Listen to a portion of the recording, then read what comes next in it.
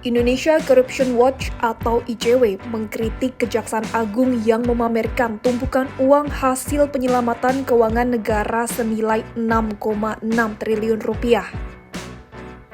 Kepala Divisi Hukum dan Investigasi ICW, Wana Alamsyah menyebut hal itu tidak substansial dan hanya pencitraan semata.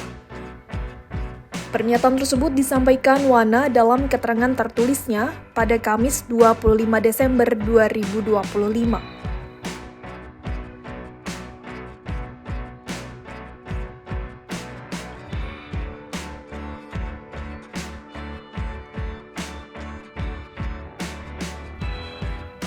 Wana menambahkan, laporan ICW pada Desember 2024 mencatat nilai kerugian negara akibat tindak pidana korupsi sekitar 300 triliun rupiah.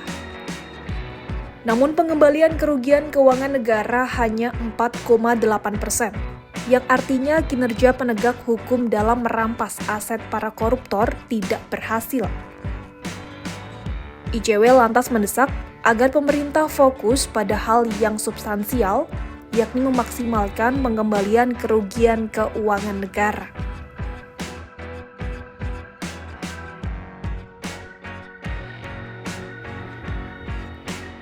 Sebelumnya, Kejagung menyerahkan uang hasil denda dan sitaan sebesar 6,6 triliun rupiah kepada pemerintah pada Rabu 24 Desember 2025. Penyerahan uang triliunan rupiah itu berlangsung di Gedung Bundar Kejagung pada pukul 1 siang waktu Indonesia Barat. Berdasarkan pantauan tim Kompas.com di lokasi, tampak tumpukan uang pecahan Rp100.000 disusun memenuhi lobi Gedung Kejagung. Uang yang dikemas dalam plastik itu disusun membentuk lorong dari lobi hingga ke dalam Gedung Tindak Pidana Khusus Kejagung. Presiden Prabowo Subianto dan sejumlah menteri Kabinet Merah Putih juga turut menghadiri penyerahan uang triliunan tersebut. Jaksa Agung ST Burhanuddin mengungkapkan, tumpukan uang senilai 6,6 triliun rupiah itu berasal dari hasil penagihan denda administratif kehutanan dan penyelamatan keuangan negara dari tindak pidana korupsi. Ia merinci uang hasil denda administratif kehutanan oleh Satgas Penertiban Kawasan Hutan atau PKH senilai 2,34 triliun rupiah, sedangkan sisanya berasal dari hasil penyelamatan keuangan negara dari penanganan korupsi.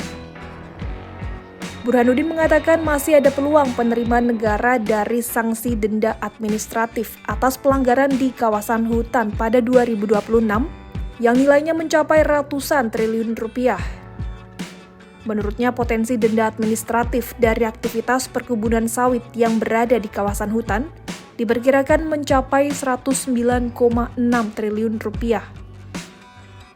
Sementara potensi denda administratif dari kegiatan pertambangan tercatat sebesar 32,63 triliun rupiah.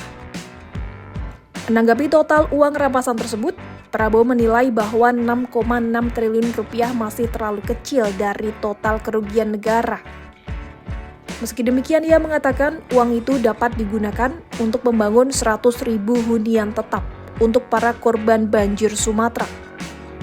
Lebih lanjut, uang tersebut juga bisa digunakan untuk merenovasi sekitar 6.000 sekolah.